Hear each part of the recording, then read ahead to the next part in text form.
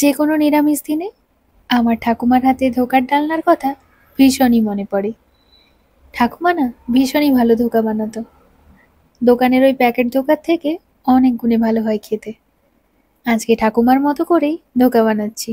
চলুন রেসিপিটা দেখে নেওয়া যাক।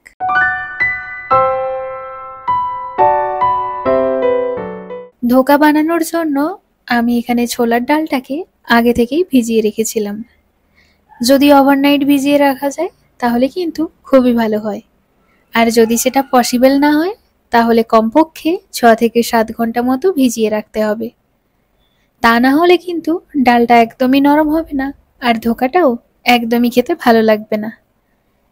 এরপর জলটাকে ফেলে দিতে হবে পেস্টটা করে নেওয়ার জন্য। যদি আপনারা শিলনোড়া ব্যবহার করতে পারেন তাহলে তো খুবই ভালো হয়, তা না হলে এভাবে মিক্সিতে দিয়েও বেটে নিতে পারেন। আর এই ডালের সাথে দিয়ে দিতে হবে 1 টুকরো আদা, ঝালের জন্য 2টো কাঁচা লঙ্কা, স্বাদ অনুযায়ী লবণ, আর খুবই সামান্য পরিমাণে জল।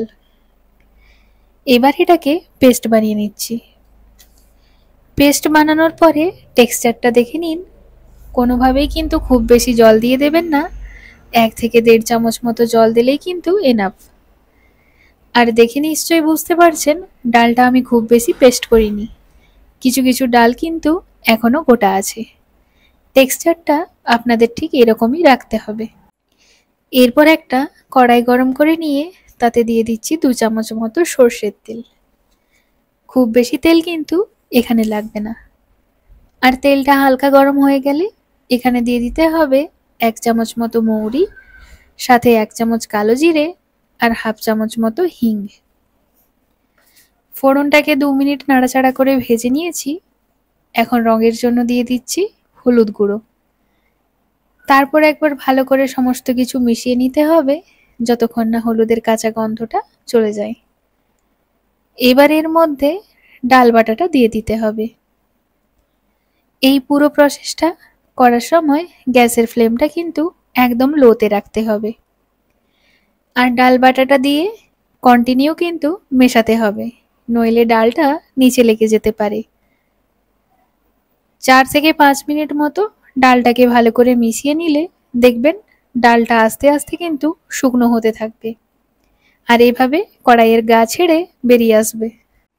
এখানে মিষ্টির জন্য আমি দিয়ে দেব স্বাদ মতো চিনি। এবার ডালটাকে খুব ভালোভাবে মিশিয়ে নিতে হবে। যখনই দেখবেন ডালটা ঠিক এভাবে কড়াইয়ের গা থেকে ছেড়ে দিয়েছে তখনই বুঝবেন ডালটা একদম পারফেক্টলি রেডি হয়ে গেছে।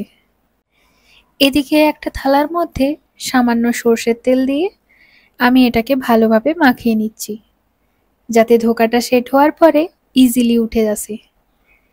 এবার ডালটাকে তেল মাখানো থালার মধ্যে দিয়ে দিলাম, আর তারপরে এটাকে গরম থাকা অবস্থাতেই হাত দিয়ে ভালোভাবে সেট করে নিতে হবে।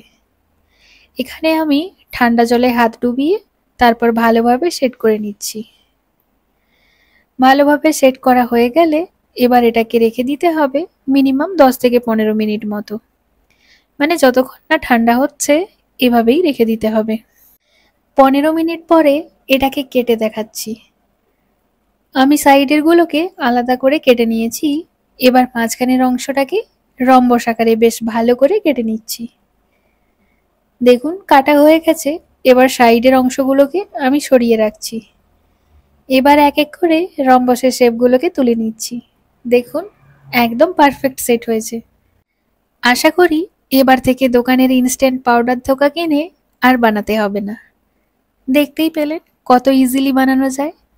আর ভালো করে সেট করতে পারলে দেখুন ধোকাগুলো কত সুন্দর সেট হয়েছে, এবং প্রত্যেকটি ধোকা পারফেক্টলি বেরিয়ে আসছে।